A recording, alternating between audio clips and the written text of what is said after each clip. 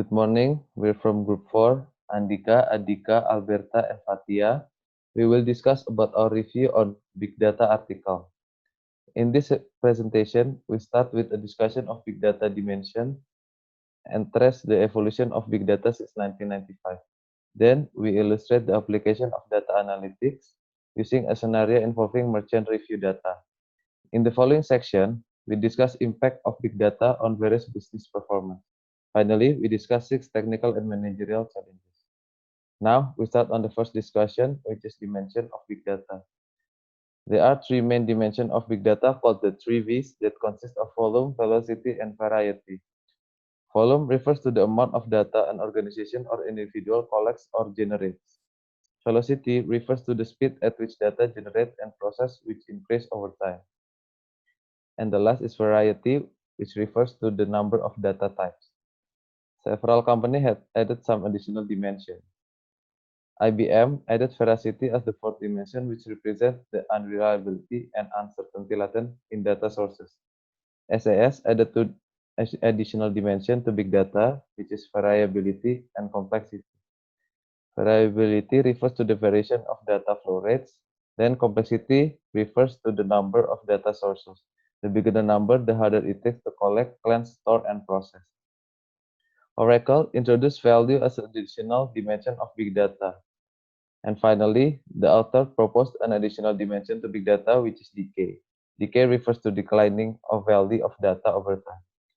To help you understand the relationship between the dimension of big data, the image on the right side is an interrogated view of it. The three sides of the interrogated view, big data, represent 3 main dimensions of big data, and the inside of the triangle are 5 dimensions of big data that are affected by the growth of the 3 triangular dimensions, which is veracity, variability, complexity, decay, and value. The growth of the 3H dimension is negatively related to veracity, but positively related to complexity, variability, decay, and value. The next section will be presented by my colleague Adika. Okay, thank you, Dika, for your explanation. So, in this part of this presentation, I will explain a brief explanation about the evolution of big data. So, the evolution of big data is divided by 3 periods: big data 1.0, big data 2.0, and big data 3.0.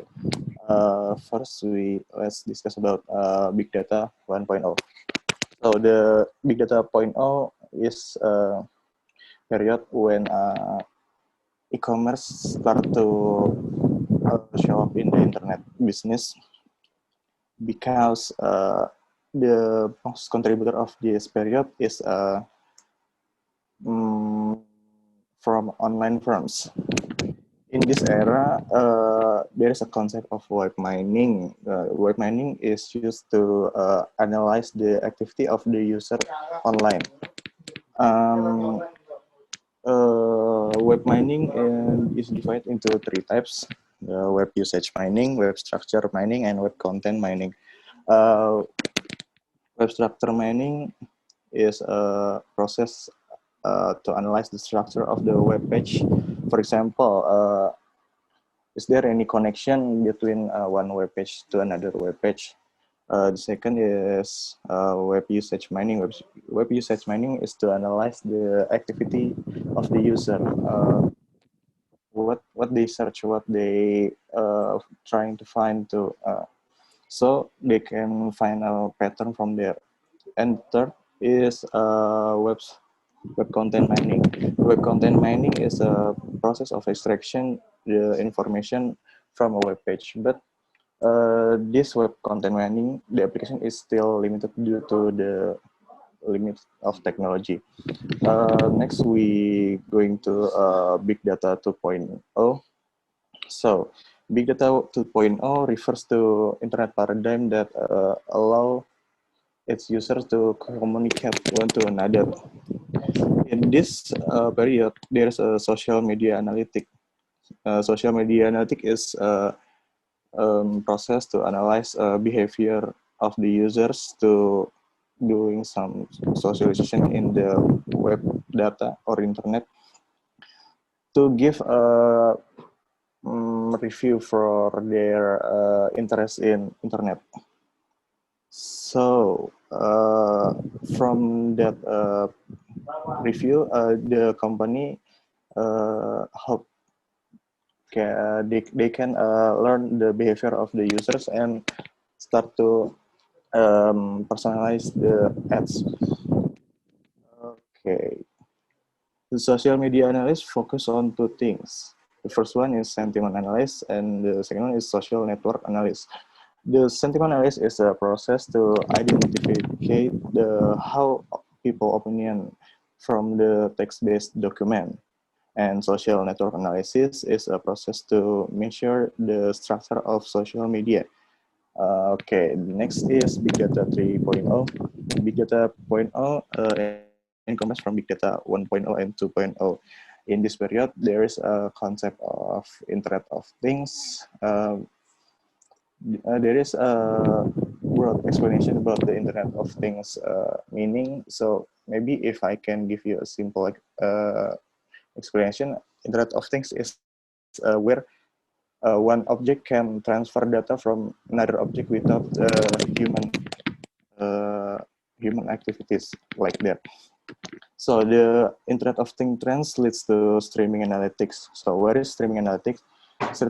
Streaming analytics involve analysis in real time to finding a interest pattern to people. The difference with this previous period, in this period, the analytics is real time. Okay, I think that's all for me. Next, Alberta. Thank you, Adika. The next topic is big data analytics.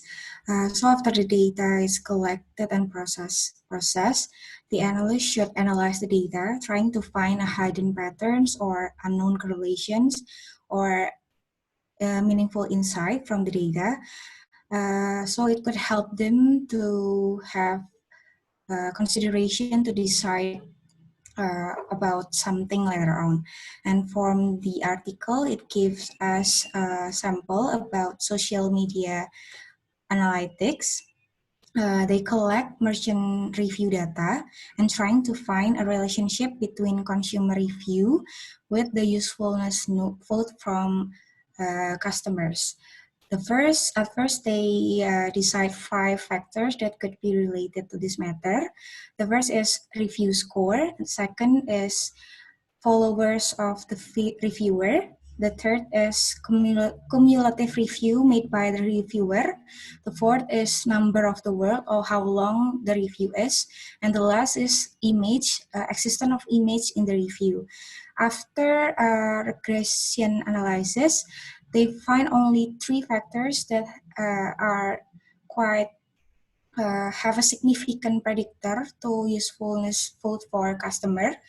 The first is review score. The second is social network friends or reviewer followers. And the last is the number of words or how long the review. Review scores help customers to decide whether they want to buy or not to buy the product. When the score is low, it leads customers to not to buy the product.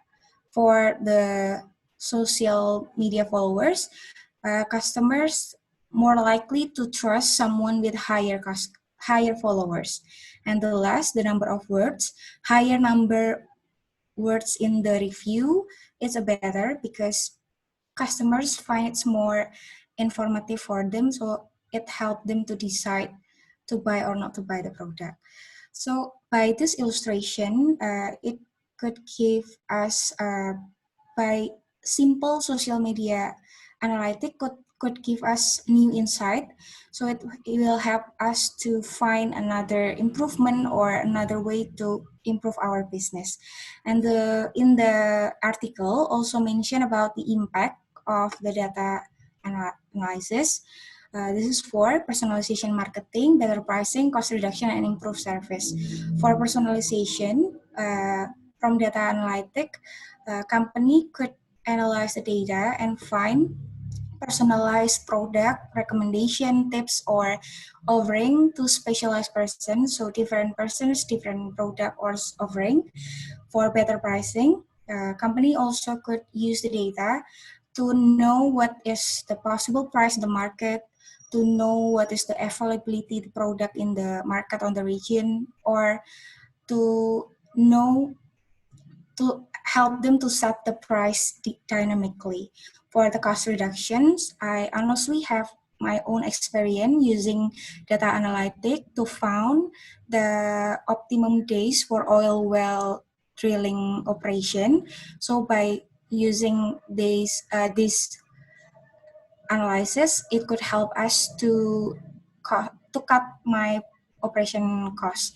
And then for improved service, because this data is connected with multiple channels, communications like email, phone, social media, and etc., company could serve the client or the customers better.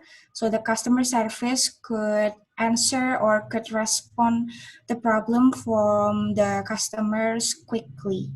That's it for the impacts. The next is challenge and futures will be presented by Fatia. Thank you.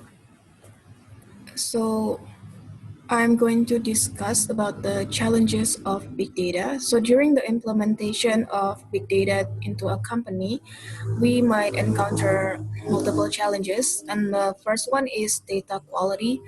So big data are collected from a lot of sources, and then those data are pre-processed before they can actually be used, and they will go through class labeling, data cleansing, and so on. And this data might also consist of a lot of different types, which means they are unstructured. So data quality relies on the scientists to process this raw data. So the possible solution is to establish a data quality control process. This process needs to have clear quality metrics that evaluate and also repair the data. Second challenge is data security. There's going to be a lot of confidential information, and if a company has weak data security, those confidential information may get into wrong hands. Companies need to prepare data security management, and through that, they could establish strong protocols and security solutions into the system. And the next challenge is privacy. Of course, this is a big concern for individual users, firms, governments. So the article says that according to 2015 Trust e-IoT Privacy Index, when online users are given a choice between the smart devices and privacy, only 20% of them choose smart devices. The other 80% would rather keep their privacy. The privacy concerns make users worry, and that could result in their resistance to contribute their personal data into the companies. So companies may use this personal data to improve services, but it needs to be balanced with the user's privacy concerns. Next, please. On to the fourth challenge, investment justification. A lot of companies are already aware of big data's benefits. However, it is difficult to prove the value of investing in big data. Big data projects are high risk, and it's harder to reverse these investments if compared with the traditional technology approach. The key is to provide clear problem definitions that the company is trying to tackle, or if they have gone through with a big data plan, it's okay to postpone or even scrap the project if needed. The fifth challenge is data management. If we're talking about big data, we mean massive amounts of data. Companies would need to invest in data storage to collect all of this valuable data. The article says that the solution is the combination of edge computing and Hadoop for storing data. The last challenge is shortage of qualified data scientists. As we have explained before, data go through an extensive path before they can actually be used. This is why a lot of qualified data scientists are needed. If the shortage continues, companies might need to offer highly competitive salaries to qualified data scientists, or they may have to develop their own data analytics training programs and train the internal employees. Next, please. Now, while big data has all of those challenges, the future is big for big data. It can be applied broadly in various industries. The integration is heading onto positive direction and giving good impact to the company's performance. Soon it will become a part of mainstream business practices. However, more more practical research is needed to examine and tackle all of these challenges. Encouraging talents and infrastructure development is more than necessary for this to happen. Next, please. So we have taken Xiaomi as an example for this case. Next, please. Xiaomi is a Chinese electronics company, and this is their timeline for the past 10 years. On 2010, they established MIUI, it's their own mobile interface. And then on 2011, they start releasing smartphones, which are known to be affordable. They then continue to release all of the other products. And then eventually they have their IPO in 2018. And since 2019, they are planning to be an AI-driven company. Next, please. So we are going to highlight the smartphones here. Xiaomi came out to the market with a low price phone with MIUI mobile interface. Some of the apps in there are Xiaomi developed. This makes it easy for Xiaomi to track their users. Xiaomi knows when you wake up through the alarm app, what time you run through the health app, and all the way until you come back to sleep. These data are then used for targeted or personalized ads. If you have used Xiaomi before, you might realize that almost every apps have their own ads. So according to Business Standard on 2017, 57% of Xiaomi's category revenue is from advertising. Their ad serving platform are everywhere in their smartphones. So beyond the initial transaction of purchasing their actual hardwares, the smartphones, they are also monetizing the buyers. However, Xiaomi also faces some challenges with this strategy. The risk of this strategy is that it relies on users purchasing their hardwares, and the users need to use MIUI interface and their own developed apps to allow their usage to be tracked, which means Xiaomi needs to keep the loyalty of the users, but Xiaomi still uses Android OS, and this makes it easier for their users to just switch to another Android-based phone. Okay, that's the end of our presentation. Thank you.